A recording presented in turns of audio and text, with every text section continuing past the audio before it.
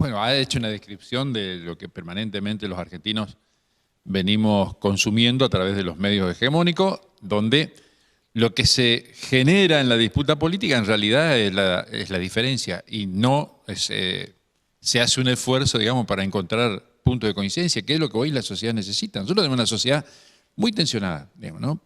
A los problemas económicos que veníamos trayendo se le incorporó la pandemia.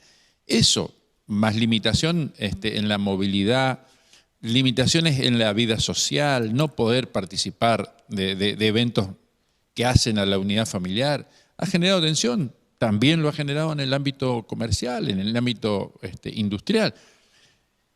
Si nosotros que tenemos responsabilidades, digamos, le agregamos a esa tensión una discusión permanente, es obvio, digamos, que va a ganar terreno la antipolítica. Lo que tenemos que hacer, quienes formamos parte de los partidos políticos, es no dejar de discutir los puntos que hacen a la profundidad de la temática, pero sí hacerlo desde una posición que genere esperanza, tanto de la oposición como, obviamente, desde el oficialismo, que somos los que tenemos mayor responsabilidad. Sacher, son dos modelos, como lo decía Capitanich en la presentación de los precandidatos, el de los hechos contra el de las palabras. Sin dudas, es decir, está claro eso. Es decir, a ver, porque si venimos de 4 años de gobierno nacional, donde lo que se generó fue pérdida de empleo, donde se eliminó la sustitución de importaciones y se abrió desmesuradamente, se perdieron puestos de trabajo, donde se concentró la riqueza, donde no se distribuyó y al mismo tiempo se endeudó. Si eso lo contrastamos con estos casi 2 años de gobierno, veremos que estamos en las antípodas. Es decir, acá un enorme esfuerzo del pueblo para recuperar la credibilidad, un enorme esfuerzo del gobierno para discutir otros términos de la deuda, para poner el aparato productivo en funcionamiento, para mirar hacia adentro y privilegiar lo nuestro y volver a la sustitución de importaciones, a generar exportaciones, pero que no desequilibren internamente. Hemos tenido hace muy pocos días, digamos, una muestra de ello cuando se discutía el precio de la carne. Es decir, son dos modelos diferentes, es decir, inclusión y exclusión que hemos tenido. Bueno, a eso contrástele, digamos, una oposición que desde ese discurso ha ido y venido, pero sin sonrojarse. Vamos a la cuestión que más nos duele hoy, que es la pandemia. Comenzamos desde la negación, Sí. de discutir las medidas que se adoptaban en el país, promoviendo que la gente salga a la calle, promoviendo que no se utilice el barbijo, después augurando una explosión del sistema sanitario público y privado. Cuando nada de eso sucedió, planteamos, digamos, las libertades como bandera. Después, cuando aparece la vacuna, que fue récord en el mundo la aparición, esto es un elogio que tiene que ver hacia la investigación y la tecnología. En menos de 1 año tuvimos vacunas. Bueno, no hay que ponérsela porque era veneno. Después, cuando la sociedad reaccionó de una manera diferente, se privilegió por una marca. Hoy, cuando nuevamente la sociedad dio una muestra de madurez hacia dónde se iba, comenzaron a plantear que era imposible que este país pudiera vacunar la cantidad de gente que se necesitaba. Por lo tanto, la responsabilidad del gobierno era que no compró lo suficiente. Es decir, si analizamos, pasamos de un extremo al otro sin sonrojarnos. Esto, y no tengo por qué ahondar en detalle, no le hace bien a un país, a la sociedad no le hace bien, porque se espera desde la oposición siempre la crítica, porque naturalmente esta es la posición que debe adoptar acá y en cualquier país del mundo. Ahora, si pendulamos de derecha a izquierda, de extremo a extremo, y me parece que el bien que necesitamos como sociedad no lo estamos recibiendo. Jorge, lo escucha Hugo Sacher. ¿Qué tal, Hugo? ¿Qué tal? Buenas noches, presidente. Hola, ¿Cómo Jorge, le va? ¿cómo le va? Un placer, un placer. Lástima nomás por estas razones especiales no podemos estar en el estudio, pero no importa. Hugo, el proceso de transformación del Chaco, la legislatura, ampliación de derechos, ¿cuál es el desafío que nos queda, que quedan en camino, en tintero todavía que no se pudo concretar en estos 2 primeros años? Bueno, creo que hemos tenido una enorme cantidad de leyes sancionadas. Hemos sido en el país la legislatura que mayor productividad tuvo, pero aún así hay cuentas pendientes, porque en definitiva la agenda legislativa que teníamos fue modificada por la pandemia. Y después hemos ido trabajando sobre eso, poniéndonos a tono con lo que necesitaba la sociedad y particularmente nuestro gobierno, pero quedaron cosas pendientes. Y una de ellas es la discusión de la modificación de la Constitución. Yo creo que es la oportunidad y era una necesidad de mostrar a la sociedad que desde la política enviábamos un mensaje. El proyecto que se envió oportunamente y que se propuso para discutirlo tenía que ver con una mayor y mejor representatividad legislativa, disminuir la cantidad de legisladores, pero garantizar a cada departamento representación y al mismo tiempo limitar las reelecciones, digamos que es un tema muy candente. Bueno, la oposición no nos dio la posibilidad de hacer ese debate, ni siquiera lo trató, sobre todo en las comisiones, digamos, que son fundamentales para esto y que son presididas, digamos, por la oposición. Bueno, ese es un tema. O sea, hay muchos argumentos que se exhiben para justificar ese no debate. Entendibles algunos, quizás, naturalmente, lo prioritario era afrontar la pandemia, pero queda pendiente ese tema. Entonces, ¿No considera, diputado, que se terminó priorizando, hablando de la pandemia, la cuestión electoralista en ese debate que usted pregonaba y proponía antes que la cuestión sanitaria? Bueno, a ver, se hizo de la cuestión sanitaria una bandera política y en algunos casos hasta partidaria.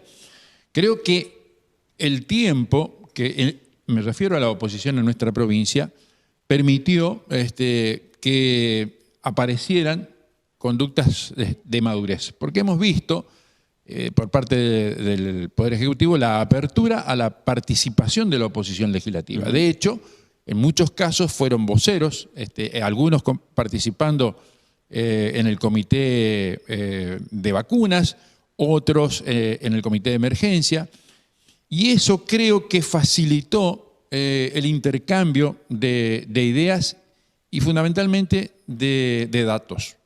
Ese debate lo hemos tenido en la legislatura. En algunas sesiones hemos ido con cierta profundidad a discutir, pero creo que nos hemos dado cuenta que fundamentalmente el mensaje tiene que ser otro. Sí. Quiero aclarar, digamos, que eso no lo hemos visto en la oposición nacional. Hemos tenido hechos lamentables, digamos, propiciados por algunas caracterizados personajes de la oposición que no tuvieron ningún prurito en hechos deleznables, como por ejemplo tirar bolsas que significaban, digamos, muertos allí, o lo que pasó en la hermana provincia de Formosa, que tenía un bajísimo índice de infectados y que con un criterio que después la propia justicia dio el aval a lo que venía haciendo el gobierno provincial, sin embargo, después de esa fecha, aumentó notablemente la cantidad de infectados. Es decir, creo que estas cosas sí diferencian la oposición nacional con la provincial. No obstante a ello, también es responsabilidad nuestra la forma que se condujo esto, y creo que en eso el gobierno de la provincia del Chaco tiene mucho para exhibir en pandemia. Ahora, usted habló de la oposición y usted mejor que nadie conoce las campañas, la previa de cada elección y sabe que los comentarios grandilocuentes generalmente intentan llevar votos. Digo, veremos si son buenos o no. Hemos preparado con la producción algunos fragmentos y queremos conocer su opinión al respecto. Roberto. Sí, una preguntita puede ser antes, sí. Porque marcaba algo el diputado en relación al tema que se invitó a gente de la oposición por parte del Ejecutivo, por ejemplo, en el Consejo de Vacunas. El diputado Luis Obey, referente del PRO, de la oposición, fue duramente criticado por gente del PRO justamente por alinearse al oficialismo. ¿Está faltando madurez política en ese concepto, diputado? A ver, yo no creo que el diputado Obey se haya alineado con el oficialismo, en absoluto. Sí creo y he participado de reuniones donde planteaba claramente su posición, pero desde el punto de vista de la construcción, es decir, donde había alguna visión diferente, eso se discutía y permitía que se corrigiera si hiciera falta. Hemos tenido debates en la legislatura donde la posición del diputado Bey, conociendo todo el proceso que se había dado previamente y en el que él había participado, le permitía tener una posición diferente de algunos integrantes de la oposición legislativa. Hay una diferencia. No es la misma conducta del diputado Bey con lo que se puede ver, por ejemplo, con Patricia Bullrich. Hay una diferencia enorme de criterios. Totalmente. Quizás porque Totalmente. es médico y sabe de lo que está hablando y profundiza. Pero bueno, ambos están jugando un rol político. Y me quedo claramente con la oposición en la provincia del Chaco. Es decir, puedo dar fe, he discutido con muchos, pero siempre que fueron convocados a un punto de equilibrio, lo hemos encontrado. Eso no significa que no hayan tenido cuestionamientos, que no hayan... Porque hay un elemento que también hay que sumarle a la política. Se ha virtualizado muchísimo. Sí. Es decir, el debate... Esta hoy, campaña lo va a demostrar también. por supuesto, hoy las redes sociales juegan un rol determinante y a veces, ustedes saben más que yo en esto, pero a veces el título vale más que el contenido. Sí. Entonces, hay legisladores que tienen muy buena verba y generan un título. Ahora, cuando vamos hacia adentro, hacia la discusión, nos damos cuenta que lo que se busca es el momento y al otro día, digamos, la gente en su dinámica y su necesidad quizás se olvida de eso. Bueno, eso sí lo tenemos que mejorar. Y es responsabilidad de todos, porque cuando se discute sin sustancia, se pone en tela de juicio a la política y ganan espacios aquellos que se consideran adalides de la antipolítica. Y quiero recordarle, hace unos minutos ustedes aquí en la pantalla mostraban lo que fue la noche de los bastones largos. Debo decirle que desde el golpe del 55 para acá, salvo las honrosas excepciones de los años de gobierno del peronismo y fundamentalmente de Néstor y Cristina, la antipolítica ganó espacios. Lo que ustedes veían ahí eran investigadores y eran científicos que tenían incorporado la política y por eso fueron cuestionados. Muchos de ellos se fueron de la Argentina. Hubo un bache muy duro en la investigación científica en nuestro país entre ese hecho lamentable y recién el 2003-2004 cuando algunos de ellos volvieron. Bueno, eso lo tenemos que decir porque si no hay algunas personas, digamos, que ocupan el espacio que deja la política desde una posición antipolítica, pero en definitiva lo que buscan es tener una representación y eso hay que ser muy cuidadoso. Ságer, arrancamos esta suerte de ping-pong. Leandro Esdero decía esto. Cuando recorremos la provincia, lo primero que se visualiza es que acá no vino nadie. Y eso se evidencia cuando la agenda del Estado, la agenda del gobierno, es una agenda que no está ligada a los problemas de la gente. Dice que no está ligada a los problemas de la gente, la agenda del oficialismo. Bueno, a ver, hay que recorrer, digamos, voy a tratar de contestar en relación a lo que ha planteado el diputado en cada... Yo no creo que exista gobierno provincial que tenga un gobernador como Capitaní que recorre la provincia y que conoce detalle por detalle en cada una de las localidades. Eso también permite tener una relación directa con el ciudadano y por lo tanto las respuestas van en esa dirección.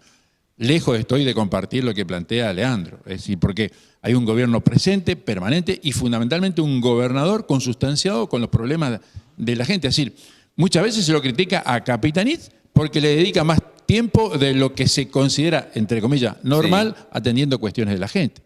Es decir, creo que en eso estoy lejos de compartir esa posición. Patricia. También en Caras Nuevas de la Política hay un candidato del PRO que también decía esto.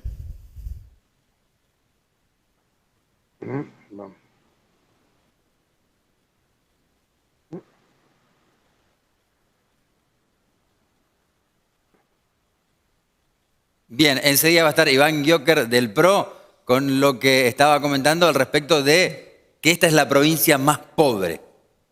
A ver, yo debo recordar que el PRO gobernó este país durante 4 años y que en esos 4 años tuvo la oportunidad de modificar la realidad. y lo que sucedió fue incorporar más pobreza donde ya había, donde se cambió el paradigma de los gobiernos nacionales y populares de la distribución de la riqueza. Lo que se hizo fue concentrar la riqueza y donde se privilegió un centro, un centro geográfico, político y económico que dejó afuera al NEA y al NOA. Y doy un solo dato. La provincia que componemos el NEA, nunca fuimos contemplados en un proyecto que permitiera la llegada del gas. Lo hizo el gobierno de Néstor y de Cristina. Se interrumpieron las obras, no en la provincia del Chaco, pero sí en la provincia de Formosa. Producto de ello, el gas que llega a nosotros viene de la Patagonia, cuando en realidad tendría que venir de Bolivia por un concepto geopolítico equivocado. Y de hecho ese concepto geopolítico hoy está siendo cuestionado precisamente porque se presume que hubo un gobierno nacional que apoyó un golpe de Estado. Estas cosas también tienen que hacerse cargo los muchachos que gobernaron del 2015 al 2019. Un dato, diputado, en relación a lo que decía del gobierno nacional de Mauricio Macri. Recuerden ustedes que asumió con la promesa de pobreza cero, pero no ha cumplido esa promesa durante la campaña electoral el presidente Macri en su momento, ¿no? Si hay algo que se ha caracterizado el gobierno de Mauricio Macri ha sido precisamente de muy buenos títulos, llamativos títulos, pero inmediatamente en la búsqueda de sustancia eso no existía. Y resumo esto con la confesión del propio Mauricio Macri hace muy poco tiempo en una entrevista. Un presidente no puede irse a las 19 a mirar Netflix. El presidente tiene que estar atento permanentemente. Sí. Y si nosotros analizamos la cantidad de días de descanso que tuvo durante los 4 años, nos daremos cuenta que difícilmente se iba a alcanzar a eliminar la pobreza con acciones de esta característica dada por el primer mandatario. Cecilia Aranda, la última. Y en este caso una cara conocida ya. Hablábamos recién de caras conocidas. Bueno, esta cara es muy conocida y se trata de Carlos Martínez, que va por la línea Vamos con Vos a Unidad, que decía lo siguiente. Tenemos problemas recurrentes de hace prácticamente casi una década y media y se han sucedido los distintos gobiernos, no lo han solucionado. Uno de ellos es la falta de trabajo, la extrema pobreza en que nos debatimos, toda esta crisis de inestabilidad que hay producto de la inflación permanente. Desempleo y la pobreza, hace hincapié Martínez. No, por supuesto, digamos, porque ese es el tema que tenemos que resolver. Nosotros tenemos que generar empleo para absorber mano de obra. Es decir, lo que hoy es un tema que el oficialismo no lo niega. Por supuesto, es decir, a ver, ¿qué exhibimos nosotros? Una enorme red social que permite que la ebullición que había en los años del gobierno de Mauricio Macri hoy sea contenida precisamente con proyectos que no solamente tienen que ver con la asistencia social, sino la salida de ello progresivamente, pero al mismo tiempo dando condiciones para que el empleo vuelva a ser genuino. Voy a dar un solo caso. Puerto Tirol, nosotros del 2015 al 2019, cuando se sustituyeron las importaciones y se abrió indiscriminadamente la misma, cerró una planta, dejó 220 trabajadores en la calle. Hoy le puedo garantizar, digamos, que con una sola empresa del sector textil, sin tomar el resto, en el plazo de reinversión que generó en este año y medio, superó la cantidad de trabajadores, superó la cantidad de trabajadores que perdieron empleo. Ahora, ¿qué pasó? Porque las estadísticas son buenas para mostrar lo hecho. Ahora, ¿qué pasó con esas 220 personas durante los 4 años que no tuvieron trabajo? De eso, la oposición, que en ese momento era oficialismo, no se hace cargo. Diputado, eso sí hay que discutirlo. Hay que discutirlo porque algunos que utilizan este momento electoral para difundir sus ideas, se olvidan que en algún momento apoyaron al gobierno. Diputado, Diputado, para combatir la pobreza y para reactivar la economía, el gobierno provincial, el Ejecutivo Provincial, impulsó el Plan Chaco Reactiva con una inversión de 52.000 millones de pesos. ¿Cómo piensa acompañar la legislatura para impulsar justamente este desarrollo? Bueno, hoy le decía a colegas de ustedes en Castelli, digamos, previo a la inauguración del microestadio, porque se pudo dar la posibilidad de hablar de estos temas de política en general. Yo quiero recordar que en el año 2017, fines del 2016 y fines del 2017, pero fundamentalmente 2017, la legislatura estaba votando sendos proyectos que permitía la toma de crédito para realizar obras fundamentales, la Ruta 13, la Ruta 6 y la Ruta 9. La legislatura tiene que acompañar estos procesos y tiene que brindar mensajes esperanzadores, que naturalmente quienes votamos a eso sabíamos que en el 2018, 2019 los créditos eran intomables porque había un criterio diferente de endeudamiento en dólares que hacía imposible para una provincia como la nuestra. Pero también sabíamos que quienes votamos eso trabajábamos para cambiar ese proyecto político y que cuando llegó las obras comiencen a concretarse. Bueno, eso es lo que tiene que hacer la legislatura, generar condiciones para que haya mayor inversión, para que exista mayor llegada de empresas. A ver, si usted se reúne con un empresario y tiene determinada cantidad de dinero para invertir, sí, y tiene que elegir entre un núcleo de 14 o 15 millones de consumidores, que es el Gran Buenos Aires, y producir aquí en la provincia del Chaco, para que lo pueda hacer, tenemos que brindarle condiciones de excelencia, desde la energía, desde las leyes, acompañar con leyes o ordenanzas locales, con leyes provinciales. Es todo un enorme esfuerzo que se pudo alcanzar desde el año 2007 hasta el 2015, precisamente porque se privilegió eso. Después, el gobierno peronista del 2015 al 2019 estuvo severamente cuestionado por las políticas nacionales. Ese condicionamiento también nos hizo retroceder. Hoy hemos retomado esa etapa y a las pruebas me remito. Hoy vamos a la construcción. La construcción, cuando terminamos el año 2015, la UOCRA tenía algo más de 13.700 empleos formales. Cuando termina el gobierno de Mauricio Macri, estaba en 2.700, no llegaba a 3.000. Hoy ya está alrededor de 7.000.